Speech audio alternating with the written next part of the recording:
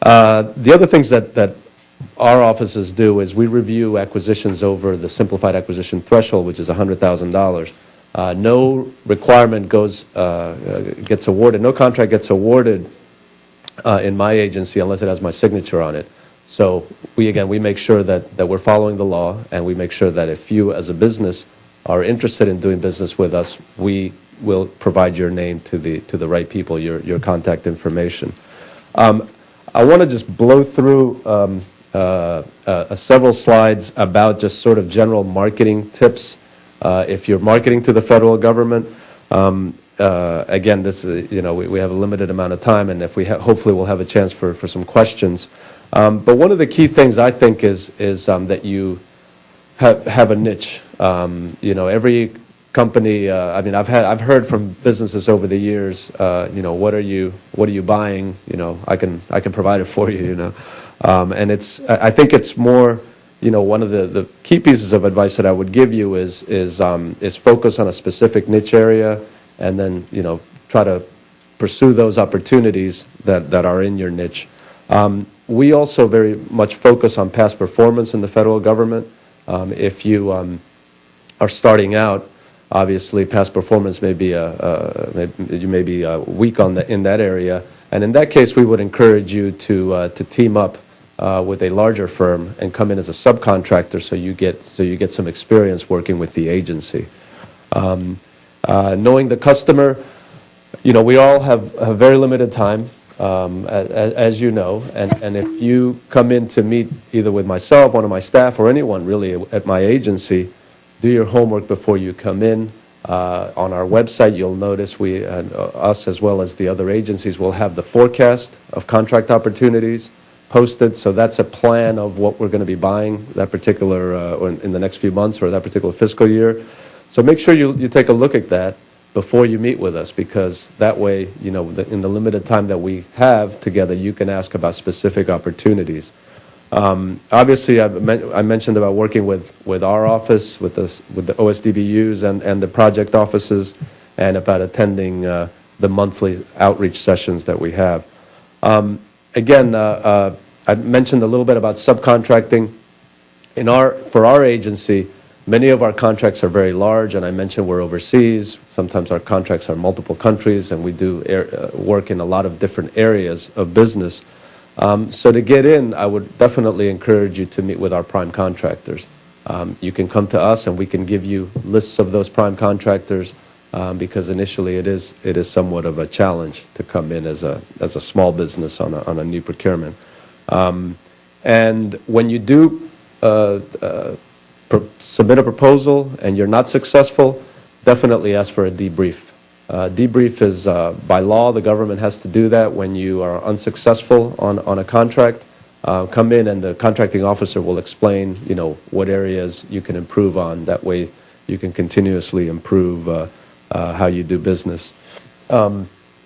Just a couple of additional points.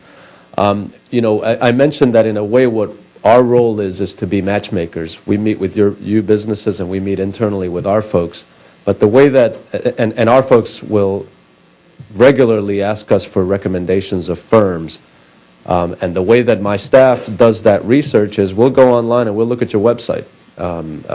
And so I would absolutely encourage you to keep that updated, keep a lot of information there about your capabilities, and make sure that your profile if you're doing business with the federal government, by the way, you have to register on the CCR, the Central Contractor Registration website, ccr.gov, and make sure that profile is up to date, because that again is what we look at when we recommend your firm.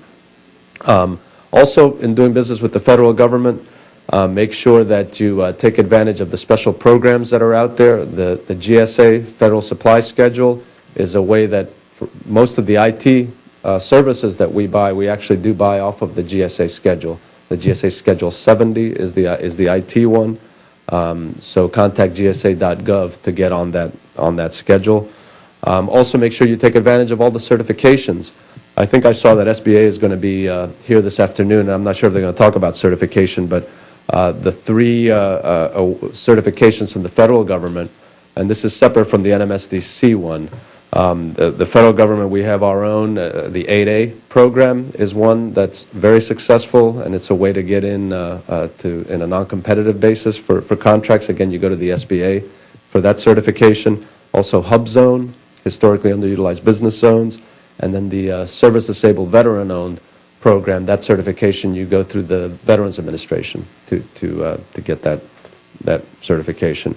And also, to find out about specific opportunities with the federal government, they're all posted on FedBizOps, which is fbo.gov.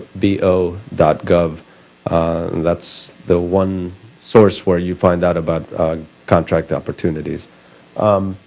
Here's a list of some websites which I think are valuable. And I'm gonna stop after this, but I think it was mentioned before about the small business development centers, which are out there, primarily located at the universities. There's also the SCORE, which is a service corps of retired executives run by the SBA, and the women's business centers. One program that I particularly like is the Procurement Technical Assistance Programs. These are funded by the Department of Defense. And if you're new to federal contracting, absolutely find out about these. You have a couple of websites up here. The one at Virginia, which is located at George Mason University, is a particularly good one, the VA PTAP. They offer courses at a very, very minimal cost on how to respond to proposals, how to do your costing, and some basic things about government contracting. Encourage you to do that. I talked about OSDBU and the Minority Business Development Agency, I think was mentioned before.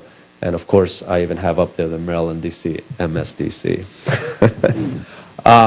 I'm gonna stop because I don't want to take away the time of my colleagues. The other information I have is USAID specific. I'll be around. Would love to answer any questions, or if Christina invites me to lunch, I'll stick around for the lunch. So, okay.